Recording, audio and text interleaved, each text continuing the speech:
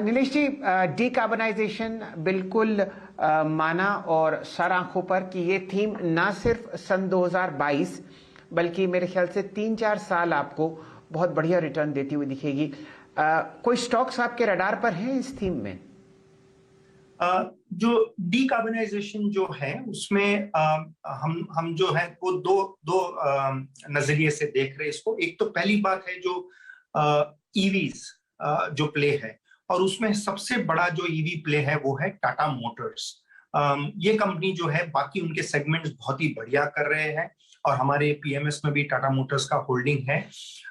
तो ये जो है, एक तो पैसेंजर कार सेगमेंट में मार्केट शेयर की बढ़ोतरी हो रही है, लेकिन जो ईवीज में जो ये जो एक पहल कर रहे हैं, जो आगे इनकी स्ट्रेटेजी अनफोल्ड हो रही है, तो हमारे हिसाब से, और जो इनको टाटा मोटर्स को जो पूरे टाटा ग्रुप का जो एक ईवी इकोसिस्टम जो है उसका भी बहुत बड़ा बेनिफिट मिलेगा। तो एक ये है। दूसरा है ऑटो कंपोनेंट कंपनी, वो भी हमारे पीएमएस में होल्डिंग है, वो है गैब्रियल इंडिया, जिन्होंने ओला के साथ टाई अप किया है उनको auto component shock absorber supply करने का। ऐसा लग रहा है कि पिछले 3-4-6 महीने में ओला जो है वो एक बहुत ही बड़ा ईवी टू व्हीलर सेगमेंट में, ईवी बाइक्स, ईवी स्कूटर्स में एक बहुत ही एक मजबूत और एक प्रोमिनेंट प्लेयर की तरह उभर के आ सकता है, और उसमें गैब्रियल इंडिया का टाई अप है।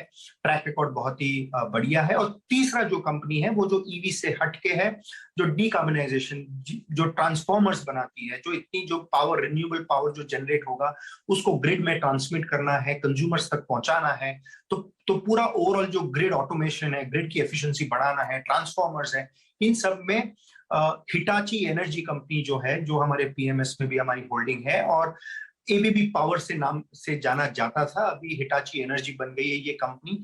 तो हमारा ऐसा मानना है कि ये जो कंपनी है वो बहुत ही एक बढ़िया काम कर रही है ये क्षेत्र में, और एक डीकार्बनाइजेशन का है, जो रिन्यूएबल एनर्जी तरफ की ओर का फोकस है, उसमें इनको काफी लॉन्ग टर्म में बेनिफिट्स मिल सकती है, इनके प्रोस्पेक्ट्स भी बहुत बढ़िया हो सकते हैं। तो ये कॉम्बिनेशन है डिकार्बनाइजेशन में पार्टिसिपेट करने का। जैसे 2022 में होगा, जैसे और डेवलपमेंट्स होते रहेंगे, हम इवेल्युएट करते रहेंगे कई कंपनीज की जो डिकार्बनाइजेशन स्ट्रेटेजी में, और हो सकते हैं कि और नए इन्वेस्टमेंट प्रोस्पेक्ट्स उभर के आ सकते हैं। लेकिन अभी हमको ऐसा लग रहा है कि ये तीन जो कॉम्बिनेशन है, टाटा मोटर्स जो एक मेगा कैप है, एबीबी पावर या हिटाची एनर्जी जो एक मिड कैप है, और एक गैब्रियल इंडिया जो एक स्मॉल कैप है, ये तीनों का कॉम्बिनेशन जो है वो हमारे हिसाब से इन्वेस्टर्स के लिए एक अच्छा कॉम्बिनेशन है डीकार्बनाइजेशन में पार्टिसिपेट करने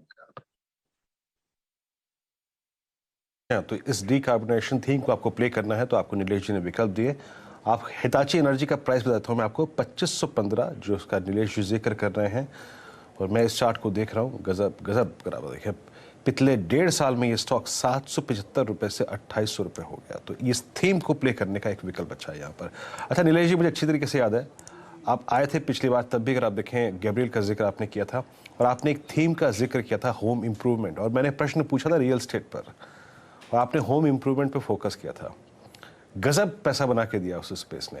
अच्छा, इसमें पैसा बन चुका है, निकल जाए, एग्जिट करें, या फिर अभी और रहें? अभी पैसा बनेगा 2022 में इस स्पेस में? नहीं, ये जो होम इम्प्रूवमेंट का थीम है, ये हमारे हिसाब से अभी तो शुरुआत भी नहीं हुई ऐसा कह सकते हैं, या काफी और आगे बढ़ने की गुंजाइश है, क्योंकि अभी तो जो अनसोल्ड इन्वेंट्री थी रियल एस्टेट सेक्टर में रेजिडेंशियल यूनिट्स की, वो अनसोल्ड इन्वेंट्री थोड़ी हल्की सी हो रही है, जो फ्रेश बाइंग जो आया है।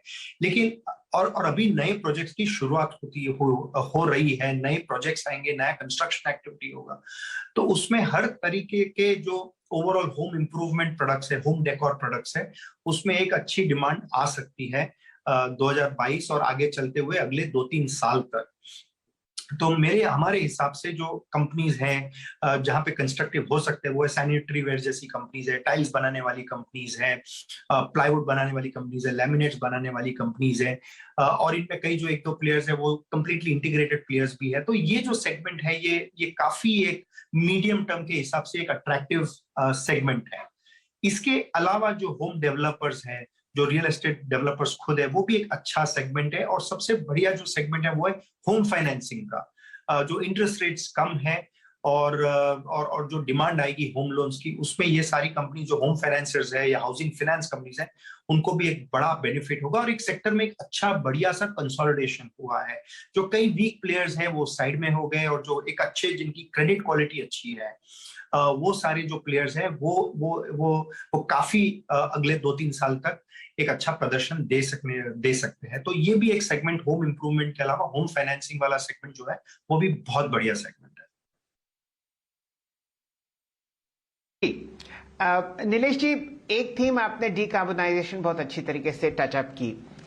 अब बताइए डीलेवरेजिंग में आप क्या देख रहे हैं? क्या थीम है जो आपको पसंद आती हुई दिख रही है? स्टील स्पेस में फ्रंटलाइन मेगा कैप्स आपको डीलेवरेज करती हुई दिख रही हैं, कुछ जैसे कि जेएसडब्ल्यू स्टील आपको मेरे ख्याल से डेट फ्री होती हुई दिखेंगी अगले 18 महीने में।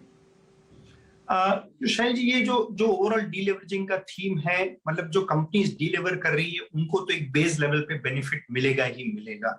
और ये जो डीलेवरेजिंग करके जिस कंपनी का आपने जिक्र किया, जैसे जिंदल स्टील एंड पावर या जेएसडब्ल्यू स्टील या जो कई सीमेंट कंपनीज हैं, ये जो सारी कंपनीज हैं, ये इनकी जो बैलेंस शीट में डीलेवरेजिंग हो रही है, क्योंकि कमोडिटी साइकिल बहुत बढ़िया था, उनके मार्जिन बहुत बढ़िया है, कैश फ्लो अच्छा जनरेट किया, और वही कैश फ्लो अभी ये लोग अपने बिजनेस में रीइन्वेस्ट कर रहे हैं कैपेसिटी बढ़ाने के लिए।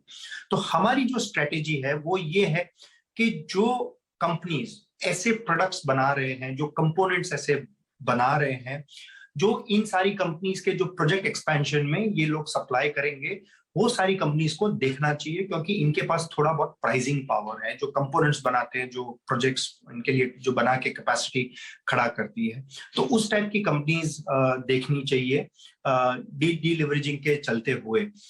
ये जो स्टील सेक्टर वगैरह है जो है, ये काफी वॉलेटाइल हो सकते हैं, और हमारा ऐसा मानना है कि जो स्टील प्राइसेस की जो बढ़ोतरी हुई है, ये दैट इज बिहाइंड अस, मतलब ये अभी हो चुका है। ये आगे जाके हमारा ऐसा मानना है कि स्टील सेक्टर वगैरह इन्वेस्टर्स के लिए शायद इतने फायदेमंद ना भी हो। तो इसके सामने जो